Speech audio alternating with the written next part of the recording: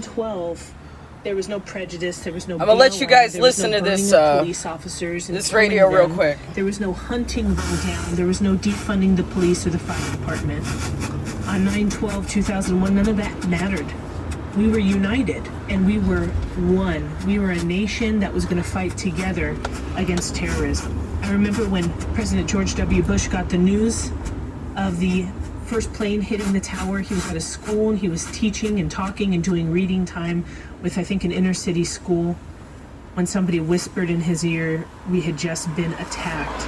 And the look on his face is priceless. I still see it in my mind's eye. Yeah, we had a blank ass stare. He had a blank ass stare, like he always did. For that. A lot of people claimed that this is the George W. Bush face. Incompetent, and how come he didn't run out of the room and they didn't usher him out quicker than they did. But you have to remember that on 9/11, everything changed for America. We were breached.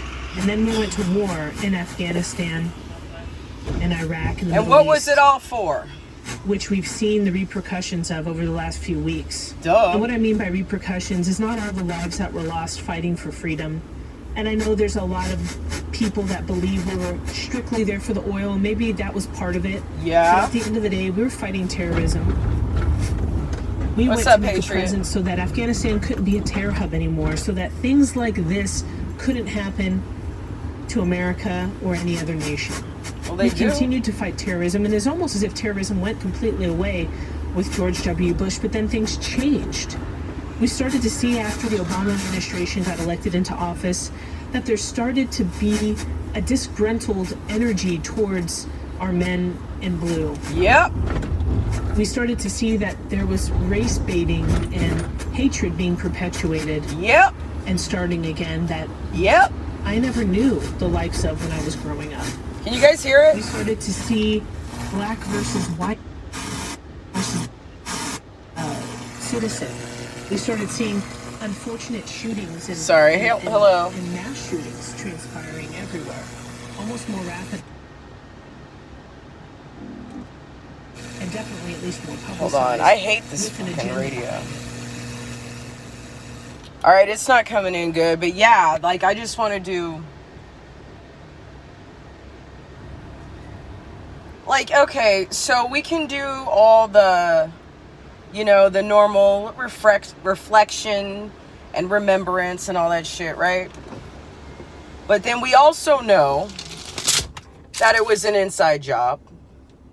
We also know that this was done to line the pockets of companies like Blackwater and Halliburton.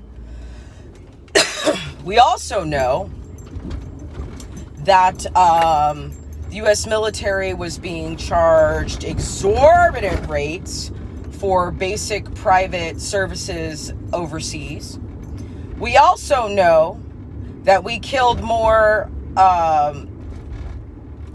Iraqis and Afghanis than died in 9/11, okay, on our soil. We also know that what we did was create an entire other generation of motherfuckers that were going to hate America and vow when they grew up and got bigger and stronger that they were going to kill us all, okay? We also know that globalist George Bush has plenty... Hold on 1 second. I gotta focus on driving. All right. Can I turn there? No, shit. Yeah, I could. All right, I'll turn over here. Yeah, we also know that the Bush family are corrupt and dirty as fuck. Okay, so they're not heroes in any of this. We also know that when Donald Trump was our president, motherfuckers wasn't trying to pull any dumb shit. Okay. We also know that the Kamala fucking Joe administration is all about fucking globalism, and they have no problem paying the bullies to, you know, leave us alone. And they're not going to leave us alone because we know that when you cave to the mob, they just come up with more shit to demand. So, hold on. Let me park this fucking car. All right, hold on. They weren't full anymore. There wasn't people tithing and turning back to God out of fear. Everyday life started to continue. Our economy waxed and waned a little bit. Some people lost their jobs. A lot of places were still locked down out of fear, but it slowly got back to normal, rightfully so. But the passion, the desire we had for unity went away, and it seemed to go away overnight because we forget the trauma of our past. Yep. It's no different than a woman giving labor and having a baby. It's so painful, trust me, having a child, especially having a natural birth. But as soon as that baby is out, you feel no pain. And by the time you go home a few weeks into it, you want another baby. Because you forget all of the pain that you went through. And that's essentially what Americans have done. We have forgotten who we are as Americans. We have forgotten that we need to stand united. Not as big bad nationalists, as the left want to say. That want to divide and hurt people and support their country over lives, but who want to support lives through the power of unity in their country. We need to get back to protecting our borders. We need to get back to being cognizant of our enemies and not allowing them to take over. We need to be not so tolerant. And not so accepting. And what do I mean by that? Because we're supposed to accept and we're supposed to love. We don't need to tolerate the bullshit. But we use all of those key words in Christianese to completely overlook negative and bad and tumultuous behavior in our lives. The Christ complex. Stop seeing things for how they are through the lens of truth and start justifying actions through these equality terms. Okay, girl, and get it. We should still love one another, and we should still care for one another and support one another. But it doesn't mean we have to tolerate bad behavior sin, all the time. We need to tolerate violence, and we need to tolerate negative actions and dissension. We need to get back to biblical principles and values. We need to see that this horrific event that happened on 9/11 can continue to happen and will happen again in America. And why do I say that? Because we have forgotten. Because we haven't turned back to the Lord. Because we've gone a different direction. We have accepted division. We are a woke nation, tearing down our statues and burning our flags and allowing a hammer and sickle in our neighborhoods. Allowing communism and Marxism ideologies that are violent and divisive into our schools. Preach. We're allowing Antifa to come in the form of our teachers and educators in elementary school level. Come on, girl. We have educators allowing students to not say the national anthem to the American flag, but to the LGBTQ ABCDEFG flag. Ooh, girl. Our American flags, most of them are made in China. And we already know China's overreach into our country, which we've allowed and talked about in the past. We have defunded the police. We have defunded the firefighters. We have shown no support for our men in blue. And why would anybody aspire to be a firefighter or a police officer nowadays anyway? You're not going to get support or backing from your city or your state in the event of an officer-involved shooting. You can't even be an EMT without having motherfuckers, niggas in Oakland twerking on the motherfucking vehicle and preventing the vehicle to get out of the neighborhood. Not embraced order. This isn't this proverbial phoenix rising from the ashes that we see everybody talk about. This is a complete turn away from biblical principles and Judeo-Christian philosophy in America. Stop waiting on Trump. You cannot have disorder create order. But this is where we're at. We have an administration that continues to race bait and perpetuate division. And they know that the only way that they can get their agenda across is to divide and conquer. While the world came together at September 11th, 2001, I'm sorry. The world is cool. I still got 15 minutes. 2021. America is divided. And divided a house cannot stand. And it's not. What is the call that we need as Christians, as American citizens today? You ain't even got to be Christian. 2021. It's about right and wrong. What is the call to action?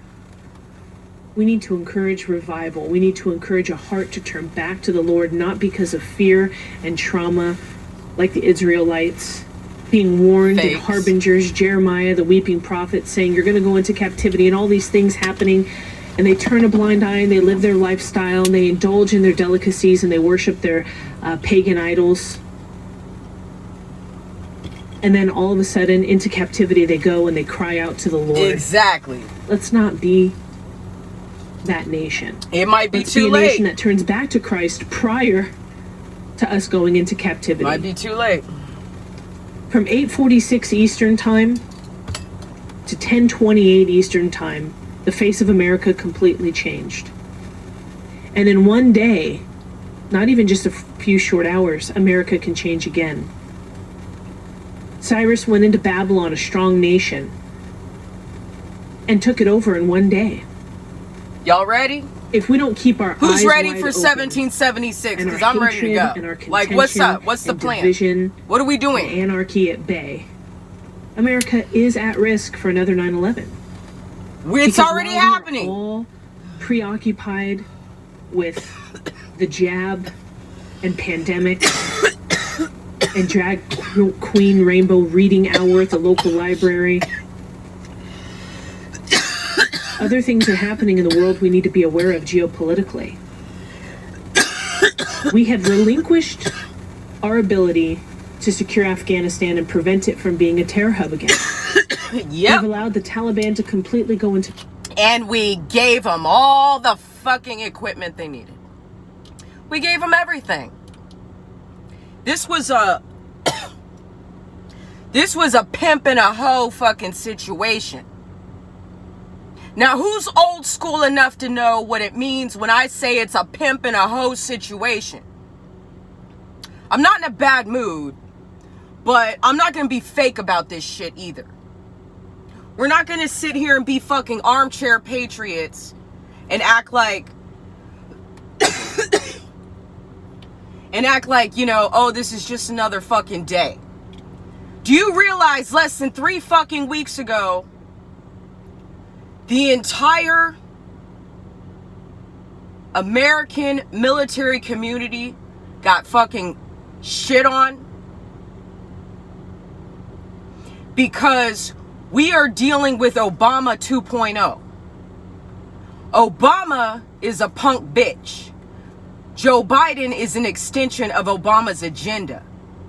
Okay? And the Obama agenda was an extension of the Clinton agenda. Okay? This is payoff number 2. Okay? This is payoff number 2. Do y'all, okay, let me look at the comments. All right, so Lindsay, yeah, okay, Taryn, Joe, do you guys know what I mean when I say it's a pimp and a hoe situation? This is a pimp and a hoe situation. All right? We the hoes. The American taxpayer are the hoes. The fucking U.S. military are the hoes right now.